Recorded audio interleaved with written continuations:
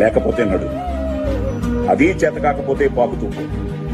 అంతేకాని ఒకే చోటలా కదలకుండా ఉండిపో. ఉద్యోగం పోయిందని, వ్యాపారం దెబ్బతినిందని, స్నేహితుడు ఒకడు మోసం చేశాడని, ప్రేమించిన వాళ్ళు వదిలి వెళ్లిపోయారని అలాగే ఉండిపోతే ఎలా?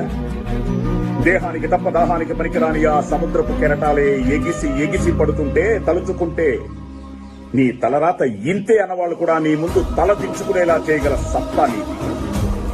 అలాంటిది ఇప్పుడొచ్చిన కాస్త కష్టానికే తలం చేస్తే ఎలా? సృష్టిలో చలనం ఉన్నది ఏది ఆగిపోకూడదు.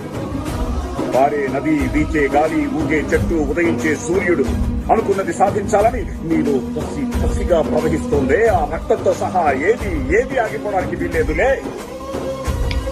బయలుదేరు. నిన్ను కథలనివ్వకుండా చేసిన మానసిక బాధల సంఖ్యలను తెచ్చేస్తూ రక్తచోటు నుండి పరుగు మొదలుపెట్టు. పడుకునే పరుపు నిన్ను ఛేదరించుకోకముందే నీ బతకాన్ని వదిలి, నీ అర్థం నిన్ను ప్రశ్నించకముందే సమాధానం వెతుక్కో. నీ నీడ నిన్ను వదిలేయక ముందే వెలుతుల్లోకి వచ్చాయి.